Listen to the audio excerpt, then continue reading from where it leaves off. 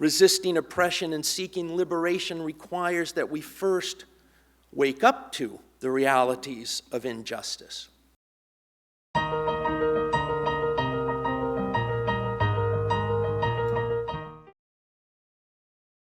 Jane Auel's 1980 work of historical fiction, The Clan of the Cave Bear, offers a rather fascinating image of one branch of the human family tree. The setting of the novel and the ones in the series that follow it is about 20 to 30,000 years ago, around the time we lose track of Homo neanderthalensis in the archaeological record. The Neanderthals in the novel have a complex shared genetic memory. It enables them to access survival skills learned by their ancestors over thousands and thousands of years. What an amazing thing it would be to have such a genetic memory. To be born with the accumulated knowledge of tens of thousands, of hundreds of thousands of years of the human species. Imagine, we wouldn't have to learn life lessons or figure out technology or create new tools to make life easier. We just know everything that's happened so far and be able to use it. And alas, that is not us. We must, in each generation, learn things for ourselves. Due to our larger Homo sapiens brains, we have learned how to store memory and knowledge outside of ourselves. And we've created writing and books and art and electronic impulses and zeros and ones encoded in silicon. We store the accumulated human knowledge and history outside of ourselves now. But it does require us in each generation to teach and help the new generation learn all the important ideas and concepts and skills from the previous generations. Sometimes we learn these lessons well, and sometimes we don't. Sometimes it seems we never learn very basic lessons, and we have to learn them over and over and over again. Peacemaking, justice, taking care of our environment. There's a part from the Passover Haggadah, the script for the annual Passover ritual meal, that contains an idea I really love. In every generation, each human being must see themselves as if they had personally experienced the Exodus from Egypt. The Exodus is one of the great human epics of escaping oppression, to start a new life as free people in a new community. In the Jewish tradition, Exodus leads to the giving of the commandments and the forming of Israel as a people and a nation with a shared identity and a shared history. Over and over throughout Western history, Jewish people have been oppressed for no other reason than being Jewish. Time and again throughout history, coming out of Egypt has not been symbolic. It has been quite literal. Coming out of bondage and slavery and genocide time and again. And each generation needs each Jewish person to put themselves in the place of those who went before them in their faith, who have literally, not just symbolically, had to survive and escape pharaohs and persecution and death. It's a great lesson not for the Jewish people, but for every one of us. True freedom, where each person is valued and respected and treated with dignity and holiness for being human, can never be taken for granted. The Exodus story has been incredibly central to the experience of many people over the years. Enslaved black people and their descendants in America and the African diaspora have taken the story not just as a symbol, but as a description of their own experience in rising up and fighting against oppression and finding liberation. Resisting oppression and seeking liberation requires that we first wake up to the realities of injustice. So just as in every generation each person must come out of Egypt, so too must in every generation each person wake up. Last time I spoke to you, I talked about how waking up is actually sometimes really hard to do. That just opening one's eyes in the morning is only part of waking up. Spiritual awakening is a journey and a process sparked by flashes of insight and new learning and understanding, but requiring adapting our entire life to the insights and experiences we've gained. My favorite theologian, Bruce Springsteen, tells a story in his autobiography about how he hated getting up for school as a teenager, and it was so bad that his mom ended up resorting to throwing cold water on him. I don't know if that's apocryphal or not, but it does make for a very colorful story, and it reminds me of being that teenager.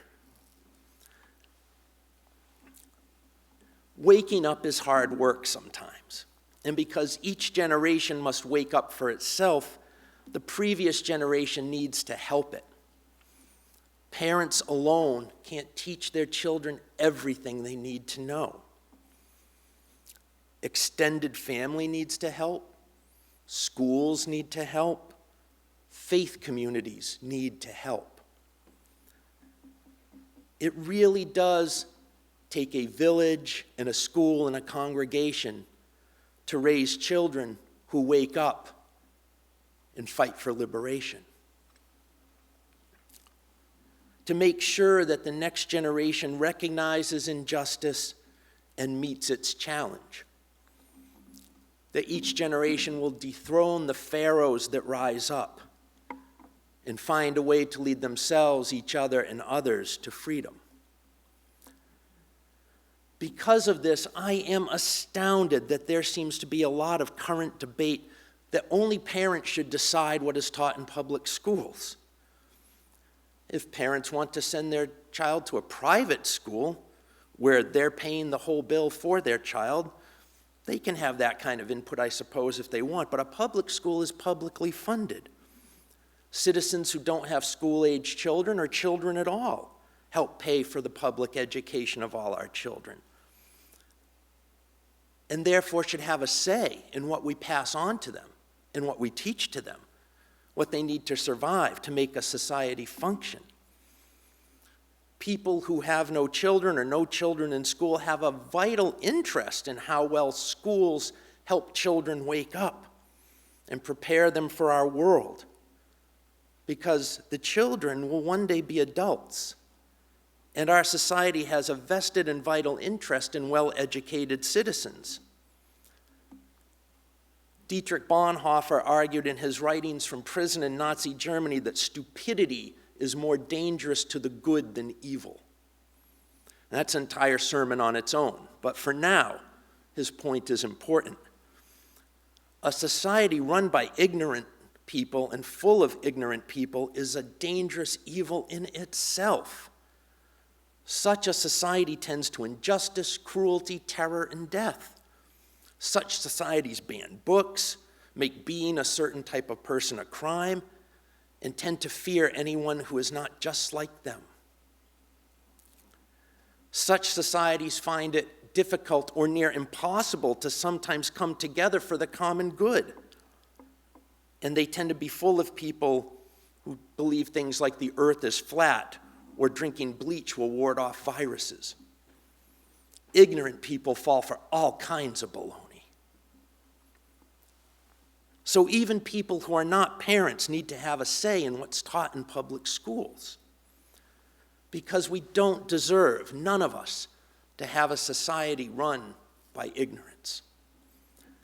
We all need to be invested in our children's waking up, being intelligent enough to recognize the con and corruptions of pharaohs, smart enough and brave enough to resist, walk out, walk on, create a more beloved community. We all need to be invested in our children, waking up and understanding that liberation and freedom are not a libertarian license to do whatever you want without restriction. Liberation comes with responsibility for oneself and for the community as a whole. Liberation is not merely about what restrictions you want to be free from, but what you're going to use your freedom to work for. Feeding the hungry, healing the sick, housing the homeless, peacemaking, not warmongering, creating beloved community. Understanding freedom and liberation means that understanding each person's liberation is bound up and tied together with everyone else's. We are all in this together, always. Just as every citizen has a vested interest in public education, so too should every single member of a congregation be invested in religious education. It's everyone's responsibility to make sure our children wake up, learn the skills needed for resisting evil and liberating themselves and others. And this has always been our tradition of religious education in Unitarian Universalism. William Ellery Channing wrote, "The great end in religious instruction is not to stamp our minds upon the young, but to stir up their own.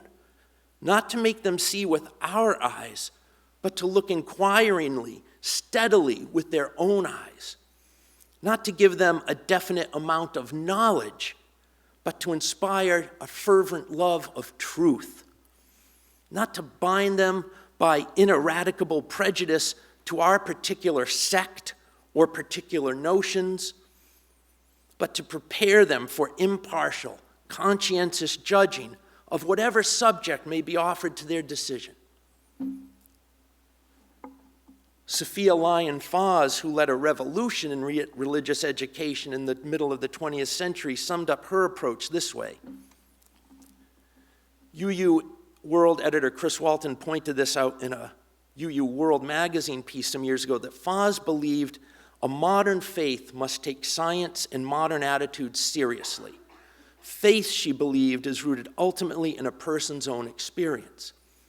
She wrote, "To build the beginnings of a faith in God on a concept of the universe that our generation no longer regards as true," she said, "is to prepare the way for a loss of respect for religion, history, and worse, to court a cynical atheism when the child is old enough to learn and see for themselves."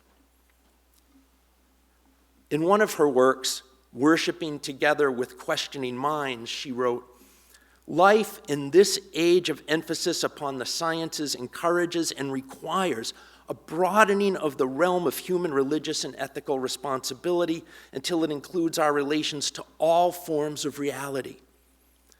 This changed philosophy that I believe is slowly developing in our time and may help us become more integrated persons once again is not only a realistic humanism, it is also a realistic naturalism of each person's being part of a universal, living unity."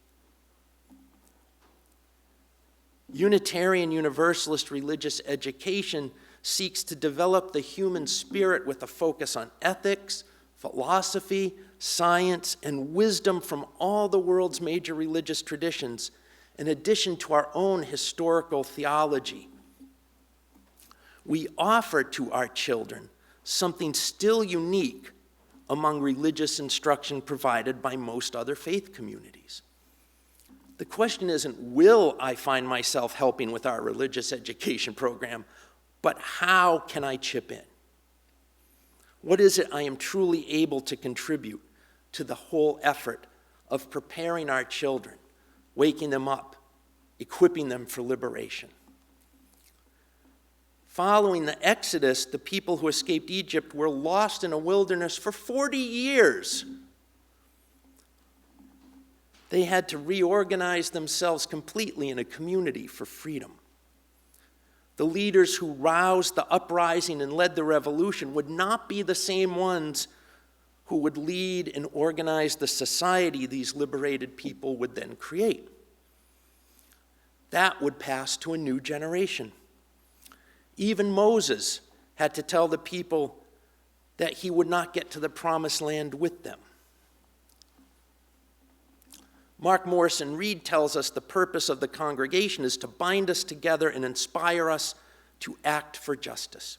He says, "It is the church that assures us that we are not struggling for justice on our own, but as members of a larger community. The religious community is essential, for alone our vision is too narrow to see all that must be seen, and our strength too limited to do all that must be done." So I'd love us to have a congregational conversation, not a congregational meeting with votes and agendas, but a conversation centering on our parents and our children and our youth, helping them create the structure and support to craft a program worthy of our children and young people. We now have enough young people who need their own developmental level of programming. Some of us have been thinking we need a coming-of-age program again here for next year. Perhaps we'll need to hire a religious education staff person or rethink how the congregation uses my time as the minister so that I can help more focus on our religious education program. We all need to talk. We cannot just leave it to our parents to figure it all out. Yes, we need our parents to step in and help, and we need to join them in creating and providing the meaningful Unitarian Universalist education that helps our children always stay awake and always prepares them for their own liberation and to fight for the liberation of others. They are truly our next generation, and they've started to wake up, and they will rise to the needs of their time. It's up to all of us, not just parents, to make sure they are equipped with everything we can possibly give them. If each generation has to come out of Egypt for itself, means liberation is never guaranteed, but takes eternal vigilance and struggle to be truly free.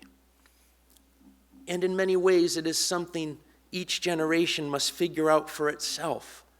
What is necessary for liberation changes with the ages and the circumstances. And our world is encountering circumstances anew again that will require creative thinking and a commitment to kindness, compassion, love, and equity. And it's our job, all of our job, to make sure the next generation can do this.